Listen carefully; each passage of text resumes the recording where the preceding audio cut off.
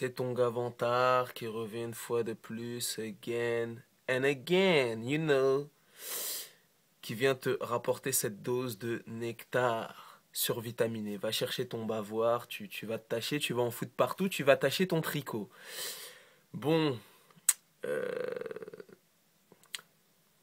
dead or alive, you come with me. Le film du jour, ou devrais-je plutôt dire la banane du jour, c'est Robocop. C'était l'un des blockbusters les plus attendus de cette année 2014. Eh ben, je peux te dire tout de suite, je vais pas tourner autour du pot, le film n'a pas tenu ses promesses. Grosse déception, grosse douche froide. Écoute ce que je te dis dans cette vidéo, économise ton argent, ça sert à ça, les petites chroniques de Vantard, c'est ludique, c'est pédagogique et en plus ça te fait économiser de l'argent. Merci Monsieur Vantard. Donc c'était un des blockbusters les plus attendus. On s'est matraqué le trailer, le teaser, la bande-annonce des mois durant. Beaucoup de personnes l'attendaient au tournant parce que bon, tu t'attaques quand même à un film culte de Paul Verhoeven qui est sorti dans les années 80, qui a traumatisé toute une génération, moi le premier. Enfin, énormément de personnes, moi le premier. Le film n'a pas tenu ses promesses. Le film n'a pas tenu ses promesses à l'arrivée. Grosse banane, grosse déception, grosse douche froide. Film de vidéoclub, navet, téléfilm, bref, aucun panache, aucune prestance. Par où commencer, je ne sais même plus. Je reste les bras ballants. Ben écoute, le film dure exactement 2 heures. Ça se traîne en longueur. Et les 3 ou 4 actions qu'il y a dans le film, tu les as vues dans la bande-annonce. Tu vois, ils avaient envoyé du lourd. Moi, personnellement, je m'attendais pas à ce qu'il égale l'original, mais je m'attendais au moins qu'il soit un peu bien. Eh ben, je peux te dire, il est horrible, il est atroce. Quitte à aller voir un film d'action, je te conseille d'aller voir Mea Culpa de Fred Cavaillé, qui est hautement supérieur à cette banane de Robocop.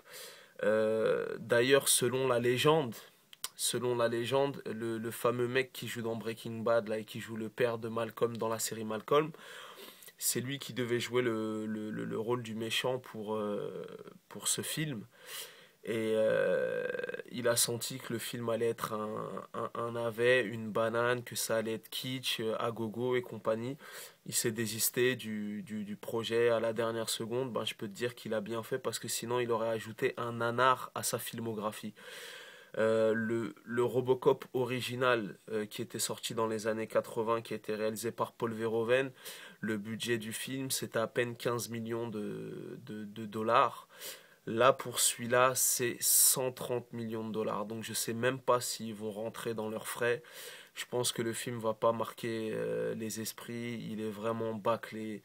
2 heures, des longueurs interminables, pas possible, et 3 ou 4 scènes d'action.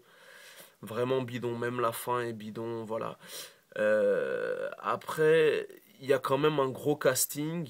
Il y a quand même un gros casting, notamment avec mon gars sûr, Joel Kinnaman qui tient le lourd poids de cette banane sur ses épaules.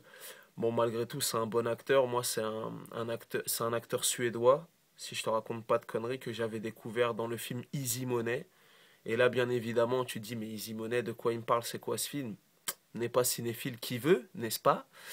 Donc voilà, malgré un gros casting, Joel Kinnaman, Gary Oldman, Abby Cornish, Samuel L. Jackson, Michael K. Williams, a.k.a. Omar White dans la série The Wire, malgré un gros casting, malgré un gros budget, malgré des effets spéciaux réussis, vraiment au niveau des effets spéciaux c'est réussi, mais malheureusement ça ne sauve pas ce film, donc voilà, moi je te mets en garde, si tu veux économiser ton oseille, Dieu merci, ils nous ont pas mis. Le film était en normal, c'est pas en 3D, parce que tellement dans leur folie, ils auraient été capables de te balancer le film en 3D. Donc voilà, le film ne tient pas ses promesses. Moi, je suis parti le voir en éclaireur pour toi. Garde tes sous, garde ton oseille si tu veux voir un vrai film d'action. Va voir. Va voir Mea Culpa de Fred Cavaillé, c'est largement mieux. Et tu sais, on est en 2014, hein. On est en 2014, ils peuvent plus nous avoir 3 galipettes, une explosion, 2 fusillades. C'est 2 fusillades, on peut plus. Tu vois ce que je veux dire? Donc moi je vous dis, passez votre chemin. Voilà, c'est très très light, c'est très léger. Même pas le panache d'un téléfilm, même pas le panache d'un vidéoclub. Voilà, il restera pas dans les annales. Donc tu connais ce dicton légendaire, les goûts et les couleurs, ça ne se discute pas. Si t'as la vie devant tard, c'est toujours le bon. En tout cas, en ce qui concerne Robocop, passez votre chemin, c'est une grosse banane, c'est une grosse douille. En tout cas, Joel Kinnaman performe malgré tout. Et comme je vous ai dit, c'est un acteur d'origine suédoise et il est en train de faire son petit trou aux États-Unis.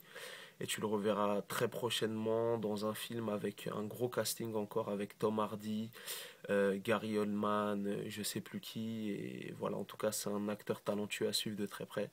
Mais pour Robocop, passez votre chemin, il est littéralement dégueulasse. Peace and love.